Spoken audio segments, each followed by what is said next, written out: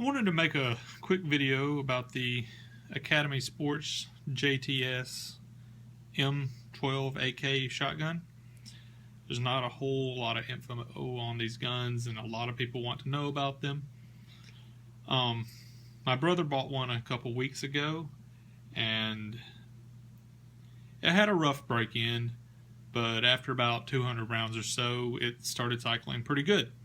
Still didn't like low power loads, preferred high brass, high velocity rounds, but it ran reliably. So I decided to buy one for myself, and at $547 out the door at Academy, I mean, that's a good price, and I was willing to accept some of the flaws that the gun had because I figured I could work them out fairly easily in not much time, and I did. Gun's covered in oil right now because I just got done cleaning it. Just put about 100 rounds through it without a single failure whatsoever, using the magazines that came with it. Low brass, I was using the $4 a box Academy Monarch ammo, just to give you an idea. Real quickly, I'll show you a couple of things that I did to achieve that without actually breaking in the gun. Let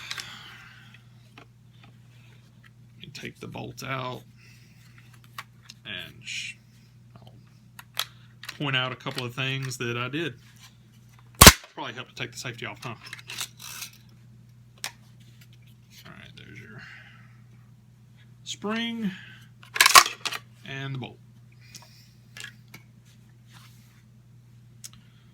Get me a little pointer here. Alright, first thing I did. And, you know, as a disclaimer, if you do anything that I suggest, you know, that's on you. I'm not going to be liable for you fucking up your own gun.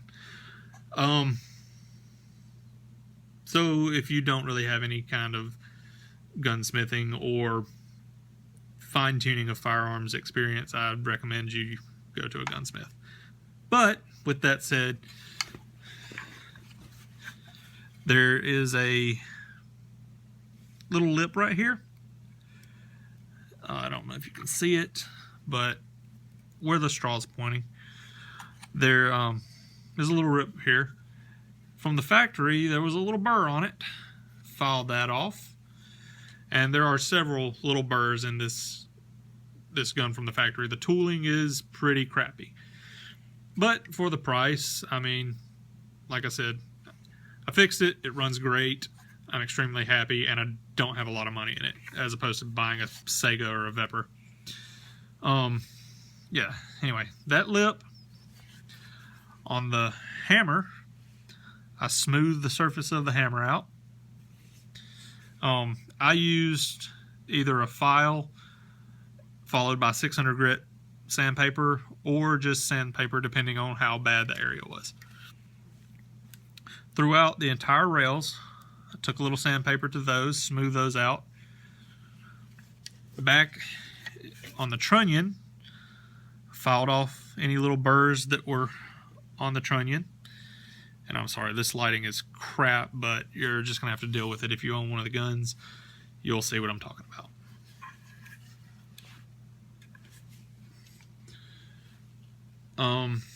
Spring wasn't really much to do with. On the bolt, as you can see, I did a fair amount of sanding, getting it smooth. The little pin that goes through the rod, the piston, it was very, very rough, not smooth. I smoothed it out. On the little rails, smoothed all those out. The surface that runs over the hammer, got it good and smooth.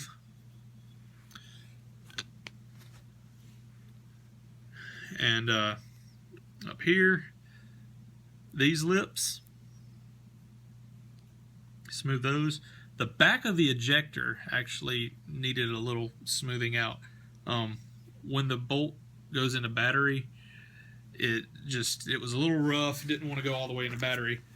The major problem though was this tab right here, and I cured most of the feed issues going in a battery. Let me see if I can show you. From the factory, this is actually flat, or at least on my gun. This edge, I put a 45-degree bevel on it. Be careful, it is grooved, not to foul that. But I just put a 45-degree angle on this lip right here. And what was happening, let me go grab a shotgun shell.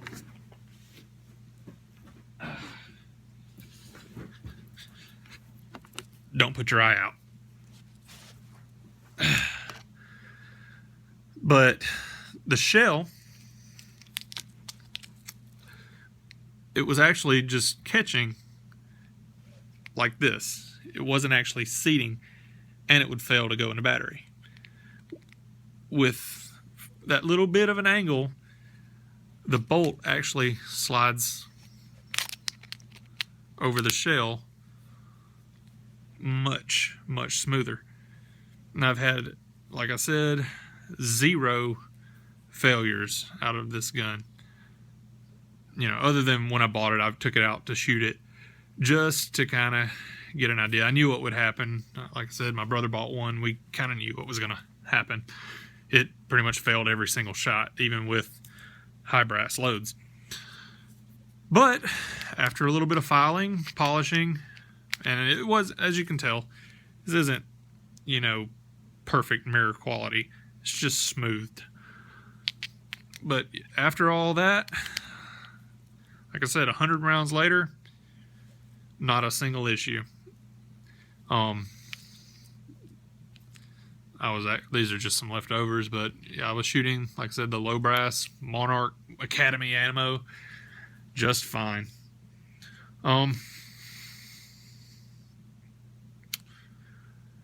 Yeah, and that's pretty much it.